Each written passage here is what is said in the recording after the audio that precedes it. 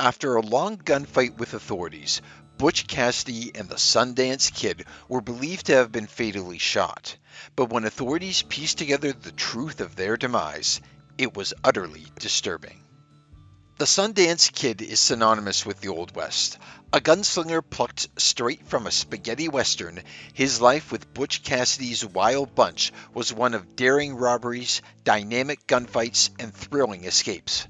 But his fast living would eventually catch up to him, though not until he was halfway around the world. The Sundance Kid was born as Harry Alonzo Longabaugh in 1867, though he was a long way from where he would earn his nickname. When he was just 15, Longabaugh's cousin George decided to up and head west, as many Americans were doing during the nation's 19th century expansion. The young man decided to join his cousin to help him set up his homestead near Cortez, Colorado. The two traveled the long, arduous journey by covered wagon. While working on the ranch, Longabaugh would develop skills befitting his eventual Old West outlaw role. He learned the tricks of the equestrian trade, gaining proficiency in horse buying and horse breeding. But the kid had an independent streak that he just couldn't suppress. The winter of 1886 and 87 were infamously harsh, proving especially difficult on the cattle industry in the West. Such was the effect that it led to an entire reorganization of ranching, ending the open range era. Times started to get more desperate for the young rancher. Finding himself adrift once again, Longabaugh made his way to the Black Hills to find work but was unsuccessful. Left with little choice, he turned back towards Montana. By 1887, he had made it as far as Sundance, Wyoming, where the desperate young prospector robbed a firearm, horse, and saddle from a cowboy. Longabaugh had gotten a taste of the outlaw life, and there was no turning back. New to the game, Longabaugh's first stint as an outlaw did not last long. Authorities quickly detained the young bandit in Miles City, Montana. There, a judge sentenced him to 18 months imprisonment. But rather than serve as a deterrence, this internment solidified the young outlaw's new identity. Named for the town in which he committed his first known offense, and the fact that he was only 15 when he left home. He may have entered that jailhouse as Longabaugh, but it was the Sundance Kid that emerged. Now a free man, his first move was, well, anticlimactic. The Sundance Kid did not immediately return to a life of misdeeds. He decided first to seek opportunity in the Great White North, and by 1891 found himself working as a ranch hand at the Bar U Ranch, one of the largest commercial ranches in the Northwest Territories of Canada. The kid's adopted country seemed to treat him much better than his native America, or so he thought.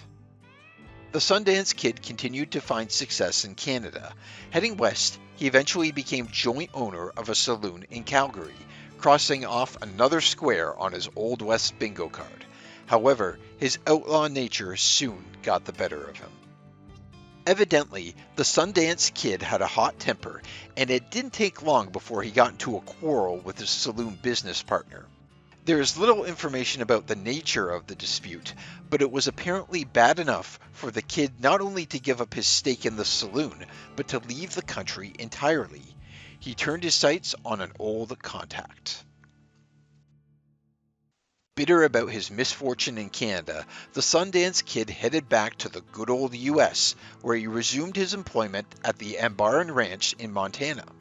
He would return north on occasion, however, as his duties now included rustling cattle and horses across Montana and the bordering regions of Canada.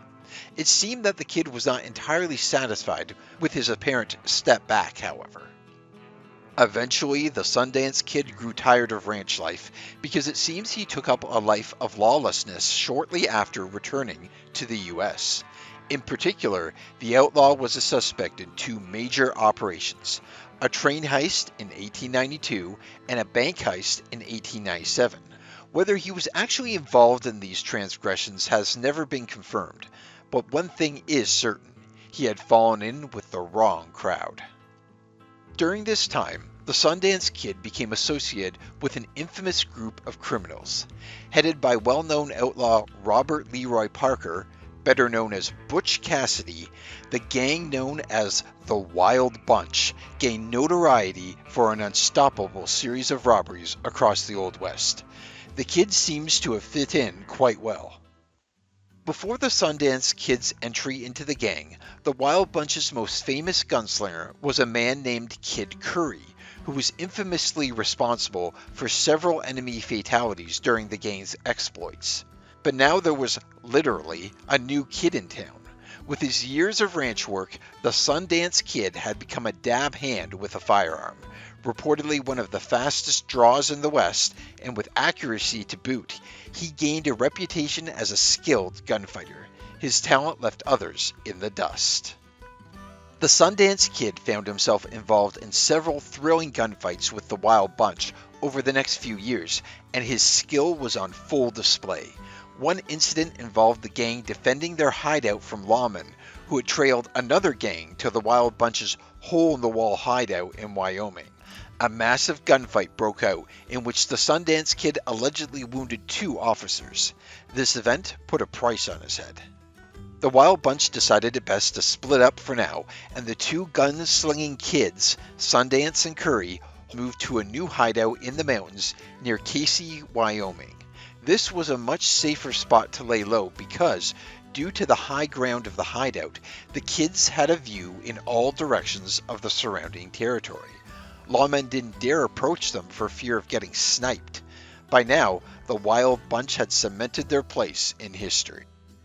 The Wild Bunch is the most triumphant robbing gang of all time, holding the Old West record for longest string of successful train and bank robberies in American history.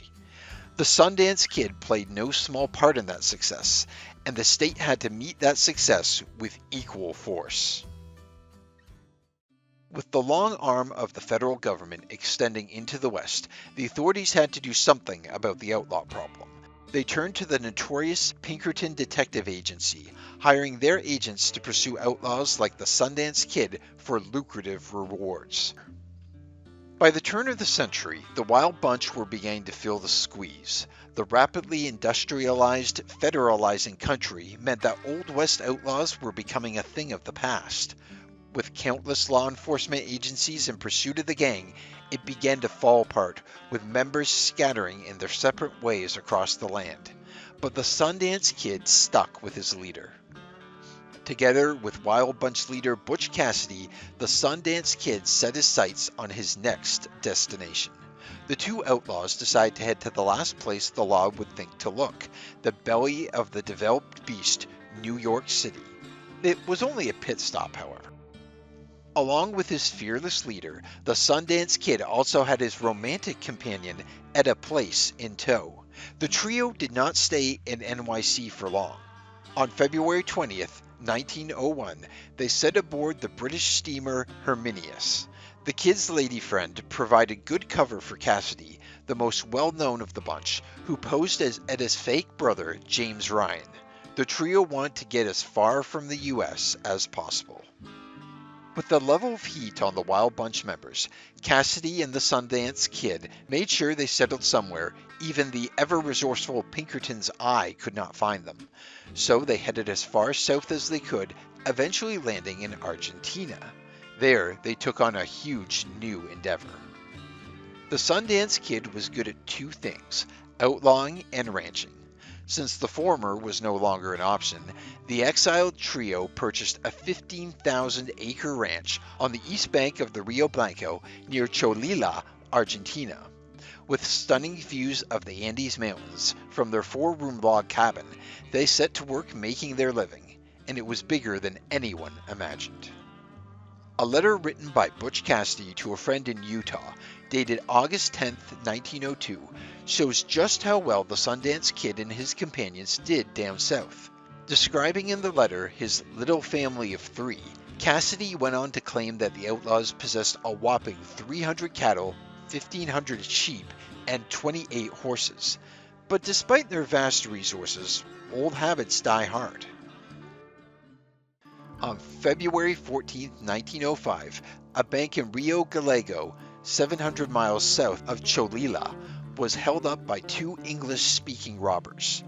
After acquiring a substantial sum of money, the two gunmen fled north across the Patagonian grasslands.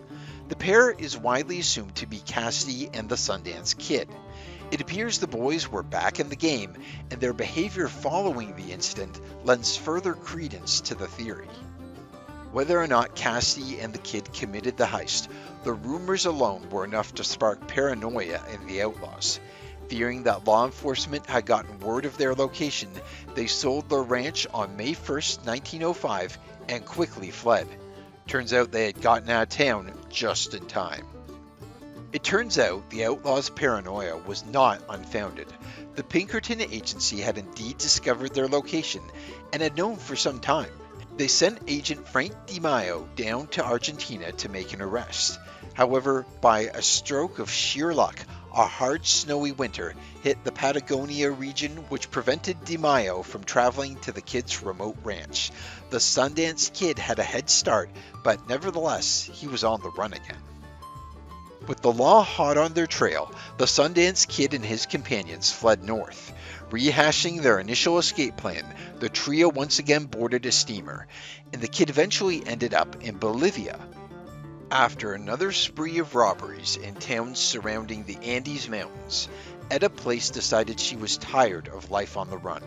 After some persuading, the Sundance Kid agreed to take his bow back to the United States and traveled with her back to San Francisco on June 30th, 1906. He was only around the U.S. long enough to evade capture, but Place may have had an influence on him.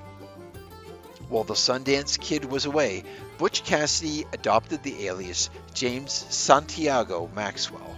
Finding himself alone and with no partner with whom to rob banks, he decided to go legit and got honest work at the Concordia tin mine in the central Bolivian Andes. Upon the Sundance Kid's return to South America, he joined his old partner and the outlaws became miners. But it seems like the pair were a bad influence on each other. You can't teach an old dog new tricks, and Butch Cassidy and the Sundance Kid once again grew tired of honest work.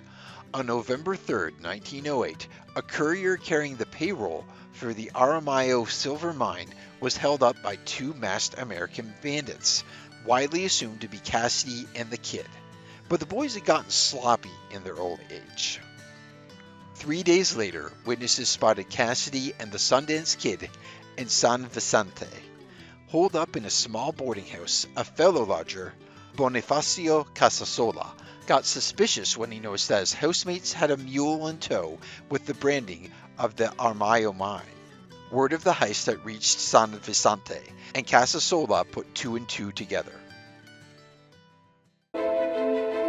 For exclusive perks like early access to new videos, priority replies to your comments, and to have your say on future content, consider becoming a Factinate member. On top of that, your support helps keep the channel going. Click the link in the description for more details. Casasola quickly notified the local telegraph officer of the presence of the two outlaws, who in turn notified a nearby cavalry regiment station.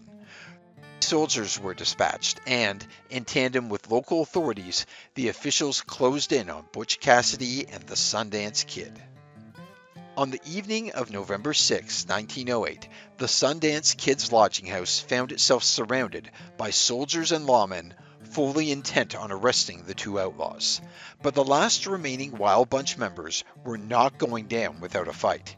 They opened fire on the approaching authorities, kicking off a gunfight that would end up lasting several hours into the night. The next morning, authorities entered the boarding house, where they found the bodies of the two men. The local police report later determined what happened. From the position of the bodies, it appears as though the Sundance Kid had been fatally wounded and, as a mercy, Butch Cassidy had put him out of his misery before taking his own life. It was a fitting end for the Wild Bunch outlaws, even if the authorities didn't quite know who they were dealing with. Although the Bolivian authorities identified the men as the same ones who had robbed the Aramayo payroll transport, they had no idea that the two outlaws were actually Butch Cassidy and the Sundance Kid of the Wild Bunch infamy. They buried the two bandits unceremoniously in a local cemetery in San Vicente. The Sundance Kid had finally met his demise. Or had he? Later attempts to find the bodies of the two men proved unsuccessful, leading to rumors that the Sundance Kid may have actually survived the encounter and fled back to the United States. Allegedly, he had taken on the name William Henry Long and settled in Utah. We may never know what really happened to the Sundance Kid, which only adds to his incredible legend. If you enjoyed this Factinate video, give it a thumbs up and subscribe for more incredible stories. Want a say in who we cover next? Join our membership program through the link in the description for exclusive perks. Your support means everything to us. Thanks for watching, and we'll see you in the next one.